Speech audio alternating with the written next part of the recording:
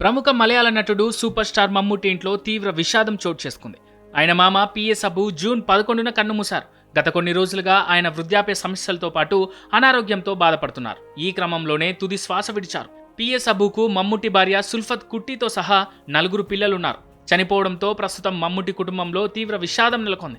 ఇక మరోపక్క మమ్ముట్టి మామ చనిపోవడానికి సరిగ్గా ఒకరోజు ముందే అంటే జూన్ 10న ఇదే మలయాళ ఇండస్ట్రీకి చెందిన మరో super star hero Mohan Lal ఇంట్లోనూ విషాదం చోటు చేసుకుంది.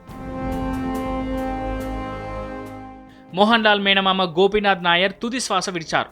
గత కొన్ని రోజులుగా అనారోగ్య సమస్యలతో బాధపడుతున్న ఆయన మంగళవారం తనువు చాలించారు. ఇలా ఒకరోజు వ్యవధిలోనే 2 స్టార్ హీరోల ఇళ్లలో విషాదం నెలకొంది. ఈ క్రమంలోనే సినీ అభిమానులు తమ హీరోలకు ప్రగాఢ సానుభూతి తెలియజేస్తున్నారు. ఇక సినిమాల విషయానికి వస్తే మమ్ముట్టి ఇటీవల నటించిన బ్రహ్మయుగం, టర్బో, బజుకా సినిమాలు సూపర్ హిట్ అయ్యాయి. ఇప్పుడు ఆయన చేతిలో మరిన్ని ప్రాజెక్ట్స్ ఉన్నాయి. ఇక మోహన్ లాల్ విషయానికి వస్తే బ్యాక్ టు బ్యాక్ హిట్స్తో ప్రస్తుతం ఫుల్ జోష్లో ఉన్నాడు సీనియర్ హీరో.